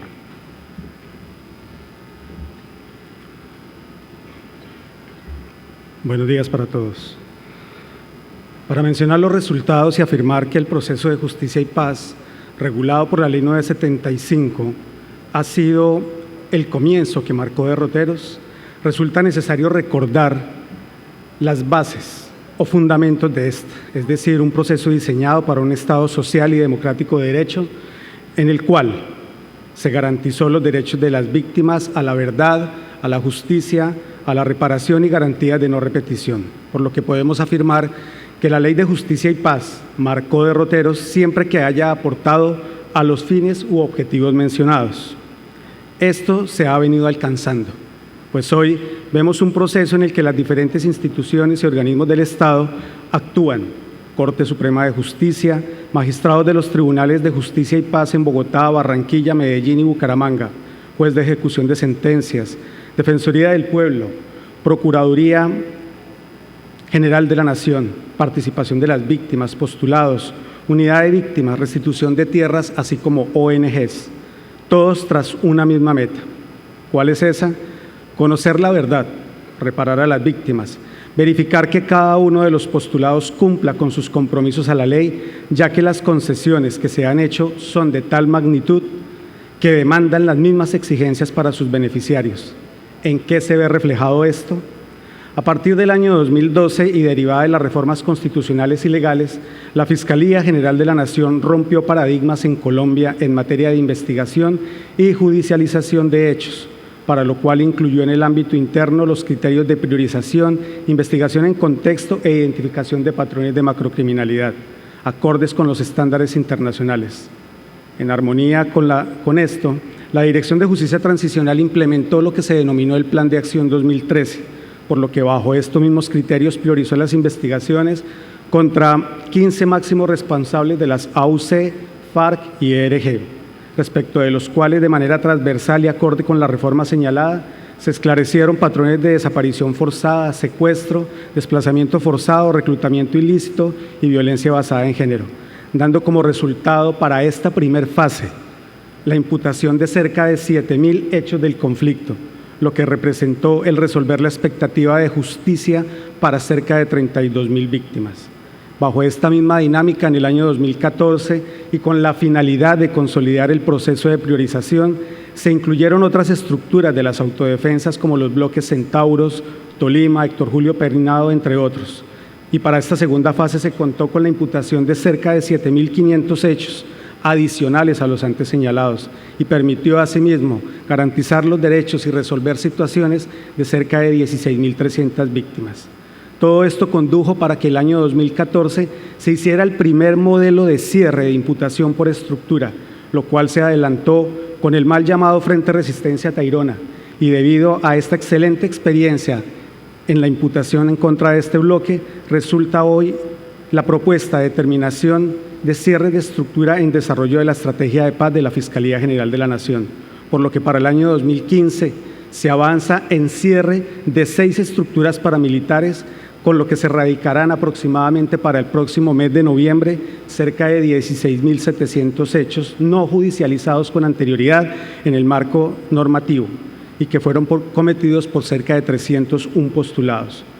Estos avances se tienen gracias a las lecciones aprendidas y contar con un rediseño normativo a la Ley 975, lo que permite pasar de un proceso paquidérmico a un proceso ágil y consolidado, que sienta las bases para un eventual proceso de paz con las FARC y el ELN.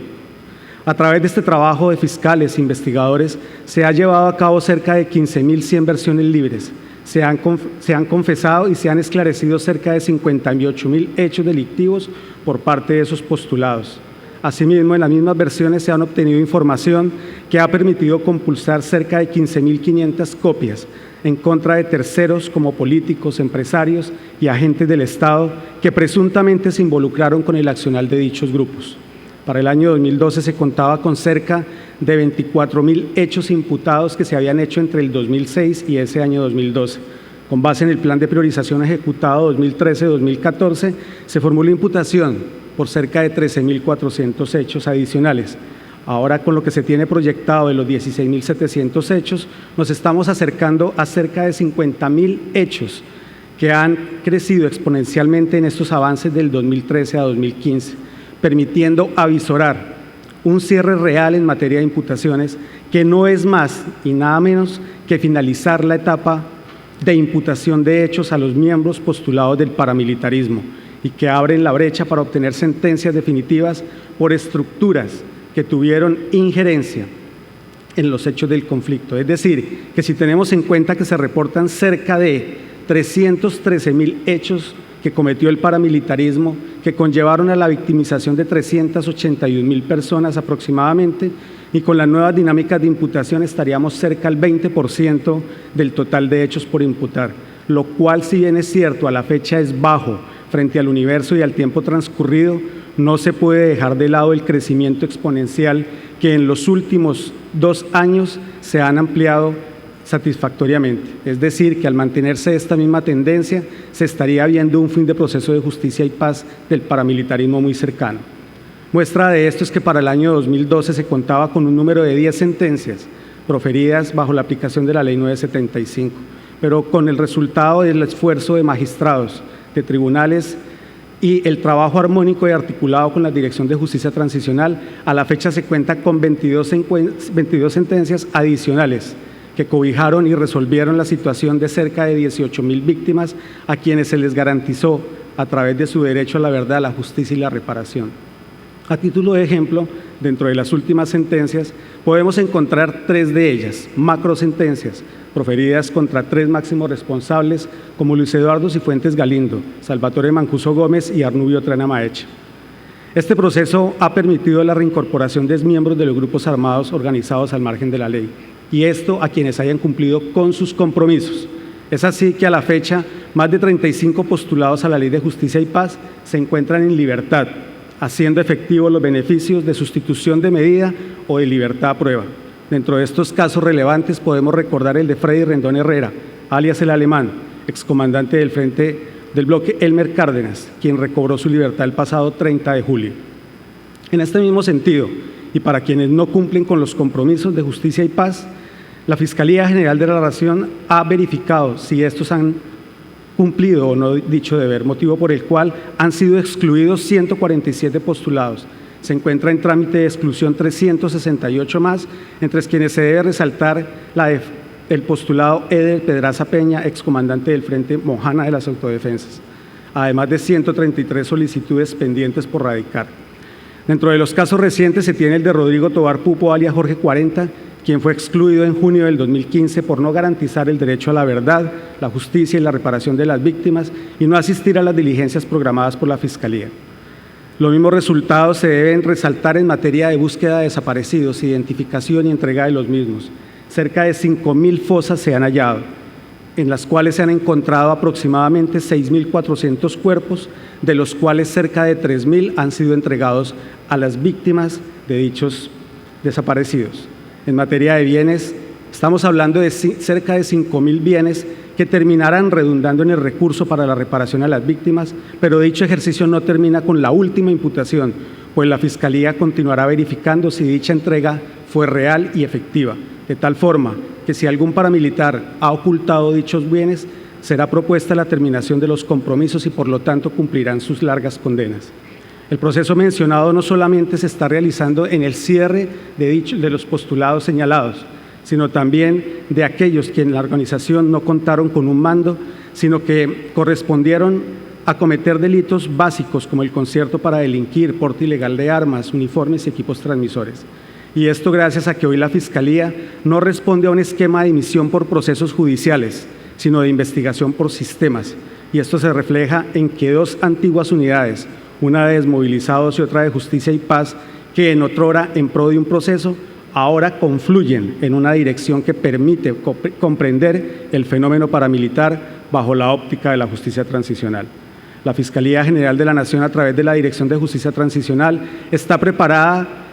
por su experiencia, conocimiento, recurso humano y logístico para culminar el proceso de Ley 975, así como también está preparada para afrontar el rol que una ley estatutaria le llegase a imponer frente a un eventual proceso de paz con las FARC y el ELN.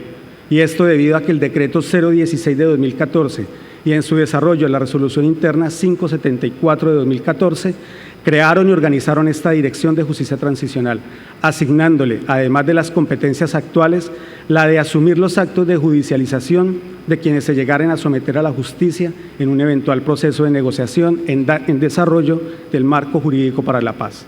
Uno de los principales méritos del proceso de paz ha sido facilitar la participación real de las víctimas, visibilizándolas y garantizando su derecho a la verdad. Se han realizado cerca de 880 jornadas de atención a víctimas, en las que se han atendido aproximadamente 168.000 víctimas. En las versiones libres han participado cerca de 44.000 víctimas que han preguntado directamente a sus agresores. El proceso inicial de justicia y paz se concibió de una perspectiva maximalista, que no permitía imputaciones parciales y mucho menos sentencias de tal tipo. Y esto ha sido superado gracias a que la Corte Suprema de Justicia desde el año 2010 generó una línea de jurisprudencia que marcó un derrotero a seguir, lo que se tradujo en una reforma legislativa concretada en la Ley 1592 de 2012, con base en la cual se flexibilizó y agilizó este procedimiento. Debe existir conciencia de país en cuanto a que la justicia transicional es una herramienta que permite hacer transición de un país en conflicto a una normalidad institucional. Pero para esto es indispensable la reconciliación, el perdón, el arrepentimiento, pero también conciencia de que la implementación de la justicia transicional no va a acabar con fenómenos delincuenciales comunes a cualquier sociedad. La mejor lección aprendida es que una justicia transicional es determinante para la garantía de los derechos de las víctimas del conflicto y para que un país se vea restablecido en un orden social normal. Y esto se concluye pues al hacer un consolidado del denominado proceso de justicia y paz en justicia transicional, es el que marca derroteros para que frente a una expectativa de paz se piense en instrumentos ágiles que permitan la incorporación de los actores del conflicto a una sociedad sedienta de paz y justicia social. Además, podríamos plantear interrogantes como estos. ¿Cuántas sentencias se deben considerar necesarias para que se crea que el modelo inicial de justicia y paz es acertado?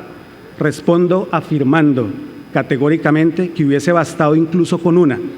pues el solo hecho de satisfacer el interés de una víctima paga el esfuerzo social. ¿Cuánta verdad tiene que decirse o falta por decir? Basta con que una víctima y un victimario se puedan encontrar en un escenario judicial, sin armas, con la seguridad que pueden dialogar frente a la institucionalidad de un Estado para que el proceso sea efectivo. ¿Cuántos desmovilizados postulados deben resocializarse para que el modelo se tome como un derrotero efectivo? Basta uno, pues uno menos que hace daño, pues es uno menos que hace daño social y que sirva de modelo para tener esperanza en el hombre. ¿Cuántas víctimas tienen que ser reparadas para que se tenga este modelo de justicia y paz como un derrotero? Basta una, pues con una víctima satisfecha se tiene para generar la esperanza de viabilidad de satisfacción. Podría seguir generando preguntas y siempre respondería que bastaría con una. ¿Y por qué? Por cuanto una semilla basta para que con el tiempo se produzca un cultivo, y en este caso, como hoy, un cultivo de paz, que es en el fondo lo que nos congrega en este lugar. Como vimos, la Ley de Justicia y Paz no ha generado solo una semilla, sino muchas que sirven de modelo para sembrar esperanza de paz y reconciliación en Colombia. La dogmática jurídica, y en especial la dogmática penal, colocan restricciones y talanqueras válidas para encauzar el derecho y a la sociedad. Debemos preguntarnos si todo esto es para el hombre o el hombre para la dogmática y el derecho. ¿La norma para el hombre o el hombre para la norma? Pues según la solución a esta pregunta, valdría la pena pensar en que si Colombia supera estos paradigmas, los derrota, los aplica o los supera, podría proponer nuevos caminos que reencaucen la sociedad, lo cual vale la pena, así sea por una vida más que no se pierda y por una arma que no se dispare más para seguir cegando vidas, como muchas que se han cegado en el conflicto. Hoy, en esos cambios y avances, se han propuesto en desarrollo de la denominada justicia alternativa. Por ejemplo, ¿por qué no participación en política de quienes se reincorporen a la vida civil? ¿Dónde dejamos entonces la afirmación de Aristóteles que el hombre es un animal político? ¿Cómo la sociedad puede pensar en reincorporar al hombre mutilándole algo esencial de su naturaleza humana? ¿Por qué han fracasado los modelos carcelarios que por siglos han pretendido la resocialización del hombre, aislándolo de la sociedad y situándolo en un encierro que lo aleja de la práctica social ordinaria? En ese cambio de paradigma, la Corte Constitucional de Colombia también ha abierto brechas, como lo hizo en auto de fecha 10 de junio de 2015, con ponencia de la honorable magistrada doctora María Victoria Calle Correa, quien señaló, abro comillas, así como no es posible cercenar la totalidad de la libertad civil de un individuo, no es tampoco legítimo neutralizar totalmente sus libertades políticas. Hacerlo implicaría suspenderle a un ciudadano su ciudadanía, es decir, su condición de titular activo de los derechos políticos, pese a que la Carta no lo admite, cierro comillas. Obvio, deben existir límites, pero gracias a que estos fueron superados por la Ley 975, hoy se ha satisfecho la verdad de víctimas, se han generado modelos de reinsertados, se han encontrado desaparecidos, se habla de desescalar el conflicto, las víctimas hablan con sus antiguos agresores y estos piden perdón por sus actos, de tal forma que si estos no muestran un verdadero arrepentimiento, debe aplicarse sin duda alguna penas ejemplarizantes y sin beneficio alguno, pero que condenen el desprecio que se manifieste frente a la apuesta social de la esperanza en el hombre. Por lo anterior, la Ley de Justicia y Paz sí marcó derroteros, pues gracias a esto, hoy hablamos en el amanecer, en los primeros rayos de luz de un posconflicto. Muchas gracias.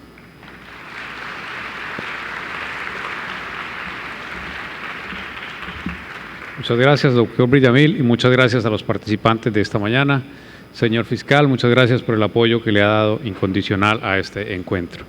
Nosotros tenemos una pausa de 10 minutos, a las 11 regresamos para continuar con el panel que sobre este mismo tema tenemos preparado. Invitamos a la doctora María Camila Moreno, al doctor Humberto Sierra, al doctor Fabricio Jochil, al doctor Manuel Ventura Robles, al doctor Alejo Vargas Velázquez para que se vayan acercando a la tarima y nos acompañen en el panel siguiente. A nuestros internautas los dejamos con algunos mensajes institucionales.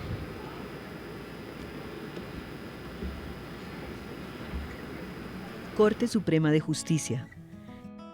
el máximo tribunal de la jurisdicción ordinaria. Corte de Casación desde 1886. Símbolo del respeto a la Constitución y las leyes. Cimiento del Estado social y democrático de derecho. Providencias que reflejan el imperio de la ley. Solidez jurídica, coherencia, unidad.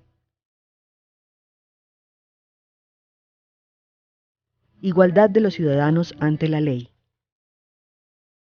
Justicia, función pública esencial para los derechos, obligaciones, garantías y libertades. Tradición de solidez que se moderniza. Corte Suprema de Justicia y Jurisdicción Ordinaria, sello de un país en paz.